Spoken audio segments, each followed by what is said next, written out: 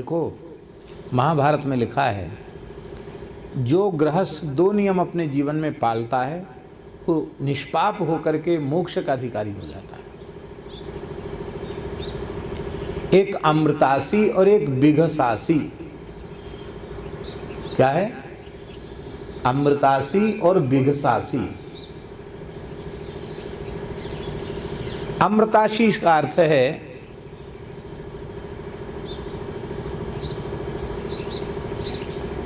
पंच महायज्ञ करके खाना।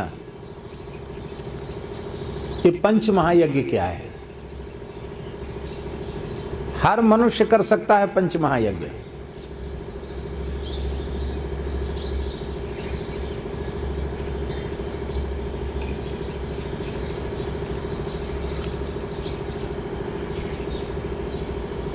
सबसे पहला यज्ञ है ब्रह्म यज्ञ। क्या यज्ञ है? ब्रह्म यज्ञ। थोड़ी देर नाम जप करना, सत्संग श्रवण करना, अपने धर्म ग्रंथ पढ़ना, गीता भागवत रामायण इनको पढ़ना, नाम जप करना, थोड़ी देर कीर्तन करना, ये क्या हुआ? ब्रह्म यज्ञ। ये क्या है? दूसरा यज्ञ है पितृयज्ञ।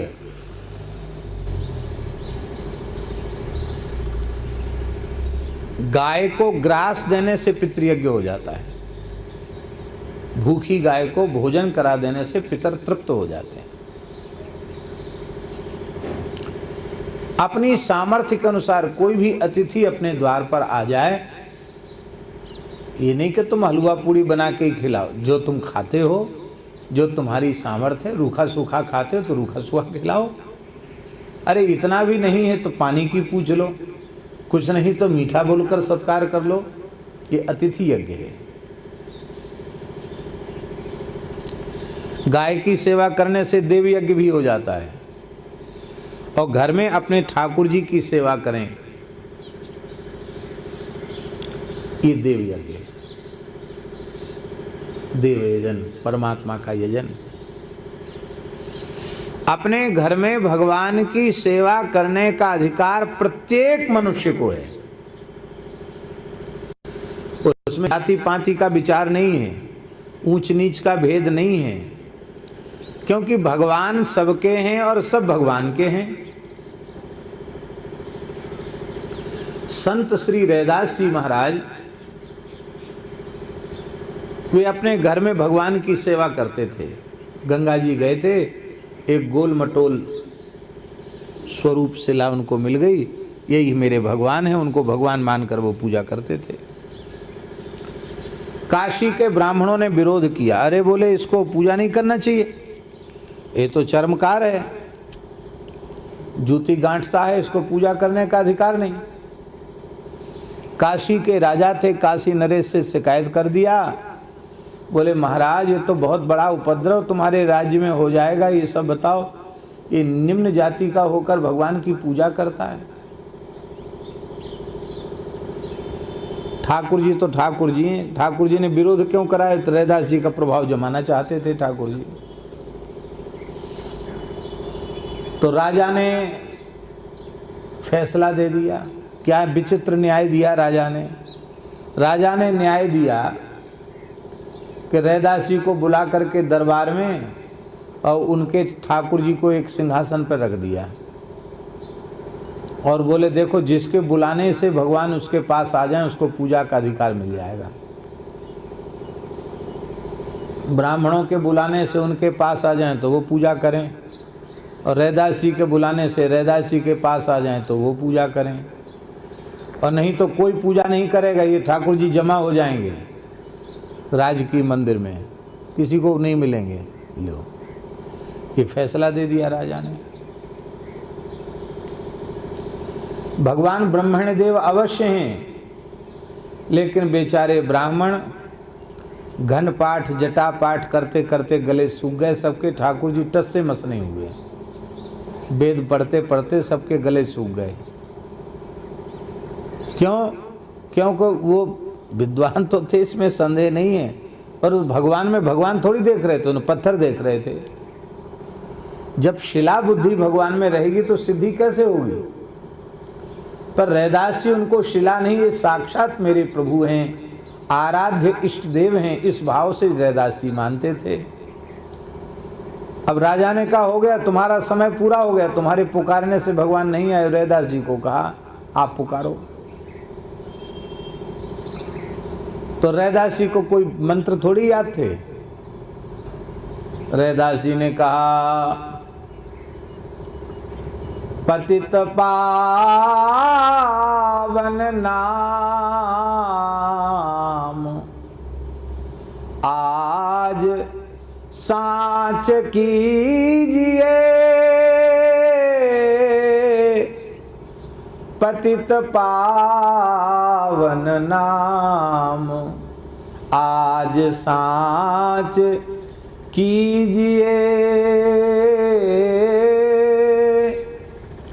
विलंब छाड़ी आइए कि तो बुलाए लीजिए।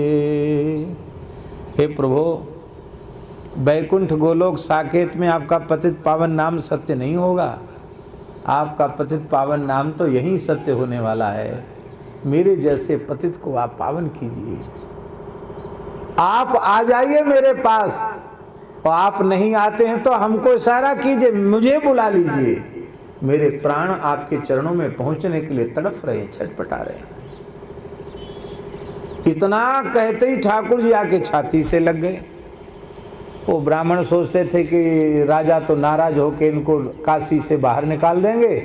राजा ने अपना मुकुट उतारा, रैदास जी के चरणों में रख दिया। बोले महाराज आप तो महान संत हो, आपकी छाती से ठाकुर जी आकर लग गए, आप प्रेम से पूजा करो।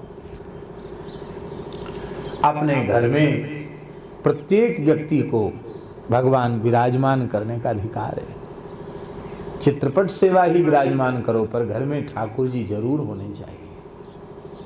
घर में भगवान विराज जाएंगे तो घर में चौका चूल्हे में पवित्रता आ जाएंगे। जो वस्तु घर में नहीं घुसनी चाहिए वो वस्तु घर में नहीं घुसेगी, चौका चूल्हे में नहीं जाएगी, सब चीज भगवान को भोग लग के पाया जाएगा।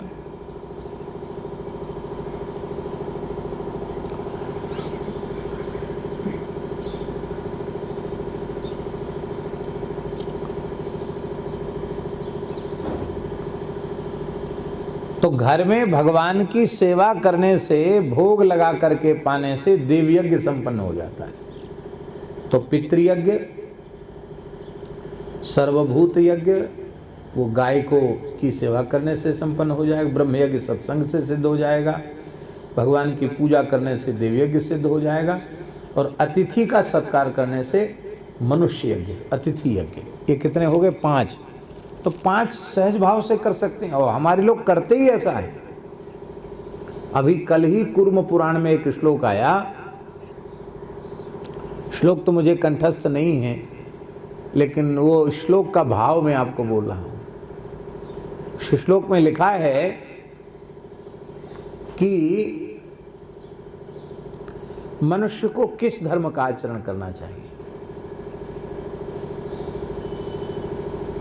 बहुत प्यारी बात लिखी है उसमें। लिखी है जो पवित्र संस्कार हमें अपने पिता, दादा, परदादा से मिले हैं, उन संस्कारों के अनुसार अपनी माता, अपने मातामह माने नाना, परनाना, उस खानदान से जो संस्कार मिले हैं, तो ये जो बातें हम आपको बता रहे हैं, गौ सेवा, अतिथि सत्कार, घर में भगवान की सेवा, ये सारे संस्कार हमारे पूर्वजों से हमको प्राप्त भए हैं। हमको अलग से सीखने के लिए जाने की आवश्यकता नहीं है।